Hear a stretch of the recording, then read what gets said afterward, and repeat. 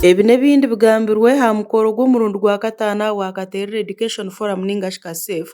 Ekigombe kyatandikirweho abantu buntu kandi omukoro ogu gushitamire aha kishaayi kya Bishop Bakyanga Secondary School omu ishaza rya Katerera, Rubirizi District. Omukoro ogu guhikirweho abanyabutegyeki, ab'amadiini, amashomero aha ndengo zoona, oteebirwe n'abazaire babe. Almost all the schools in Katerera County, chief guests are gathered here. Only that because we could not accommodate all of them, the majority of them sent in representatives. Aba bebembeize omutwe gw'omukoro ogwo gurikugira ngu obukugu okuruga omu by'obwegyese nikireetaho entunguuka kandi kihindura ebyanga na Uganda aha bwanyensya nungi kandi owatandikire ekigombe eki ashoboreire ebirungi ebi bahikireho omu by'obwegyese. Ekyo kya Katerera County Education Forum tubazize kwakivinga ebintu ebi mu kuorganize mu college. Kureta all stakeholders on board. Tubasize kufuna chance yo kubasa kuassessinga abana tukohereza ebigezo kurabira mu college.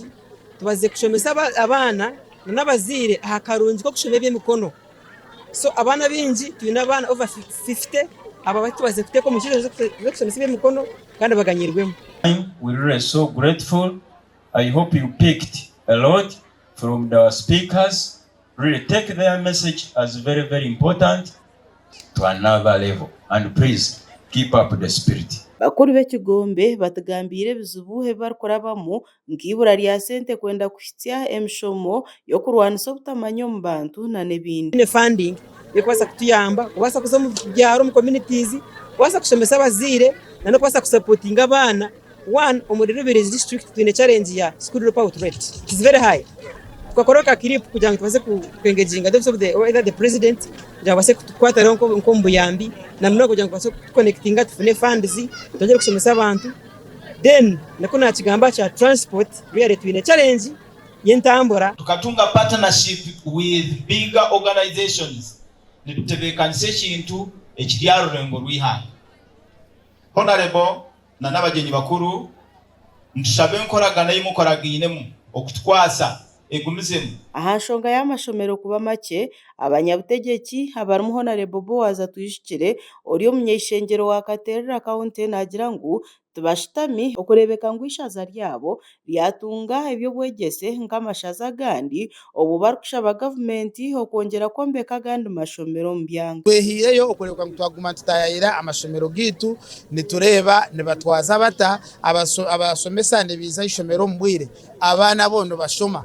Then nibetaga ki nicyo kitwakwasa kubakwatiraho niki government cye kubasa kongera. So ntwenda kusubiza abantu bakaterera okubahamiza Katerera yitu ntwenda kukwata ahabyo bwegese kureka mutwara ha revendizo mbese turi kwija kunama na munonga kureba ngo twapushinga abana bitu na nabazire twaheraho kureba ngo government yabayamba abana abo bashoma kana nabana bonyine bashoma.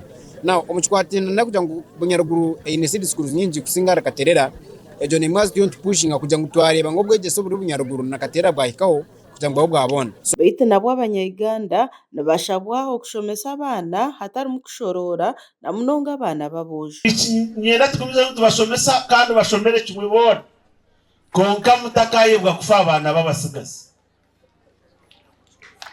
I want you to mind about teaching boy child. Ababichamu kuna abona mbenda bashishi